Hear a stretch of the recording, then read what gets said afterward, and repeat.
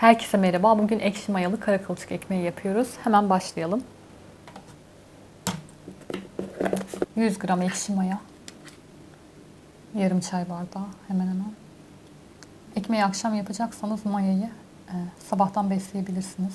Sabah yapacaksanız da tam tersi. Yarım çay bardağı. Burası 100 gramdı. Suyunu katıyorum. Şöyle bir bardak.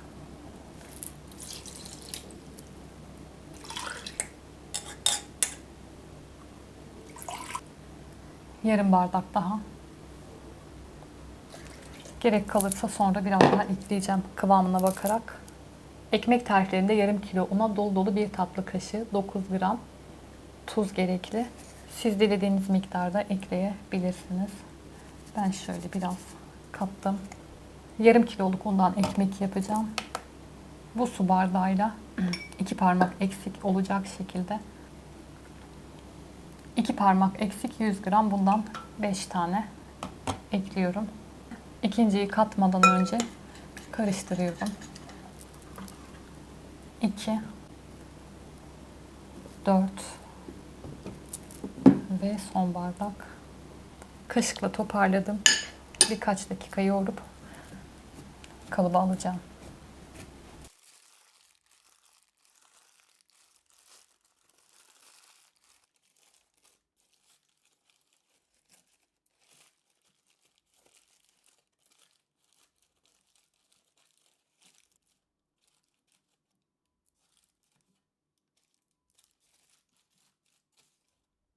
Ele çok yapışan bir hamur. Zeytinyağı kullanabilirsiniz.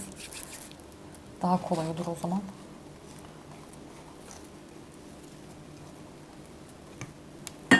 Elimi çok az suyla ıslıyorum.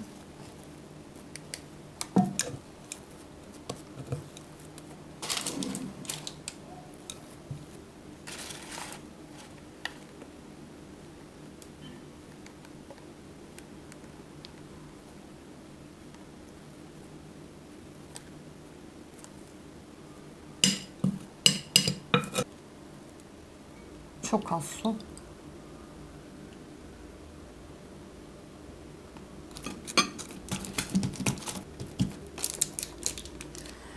Tamamdır. Hava almaması gerekiyor üzeri kurumasın diye. Şöyle kendinden büyük bir kabın içine yerleştirdim.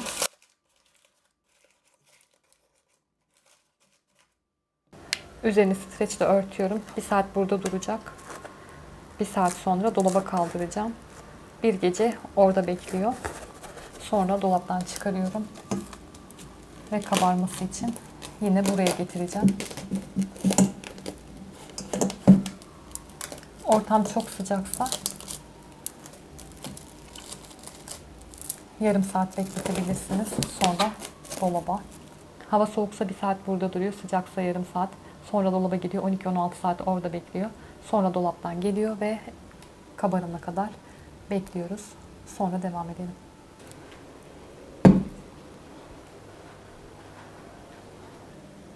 ...13 saat sonunda dolaptan çıkardım ve kabarmasını bekledim. Şu an kabardı. Dün gece hamuru yoğururken mayayı sabah ya da akşamdan besleyebilirsiniz dedim.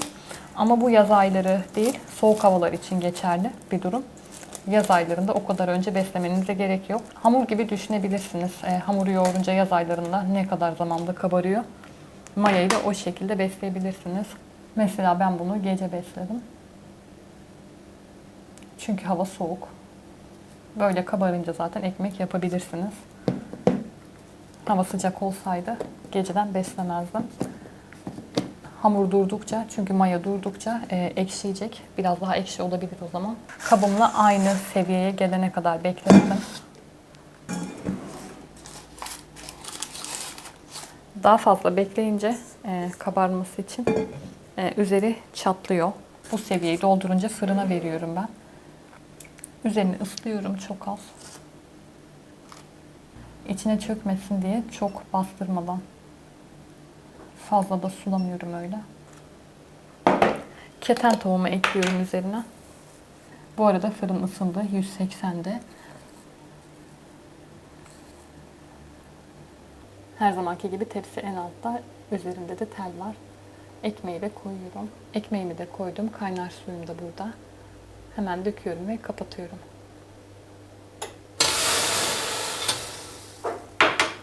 Yarım saat oldu. Teli alta alıyorum.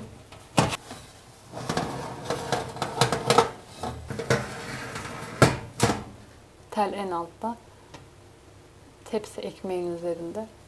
Böyle bir yarım saat kadar daha duracak. Ekmeğimi fırından çıkardım. 1 saat 10 dakika arasında tutabilirsiniz fırında. Soğusun. Soğuduktan sonra dilimleyelim.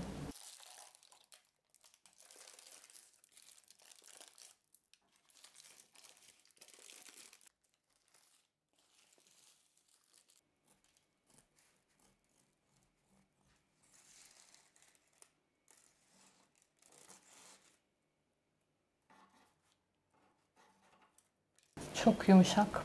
Böyle.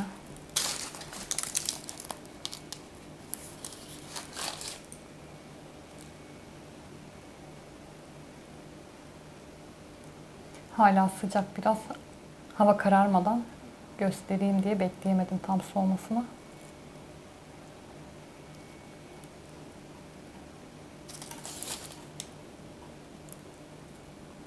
Böyle.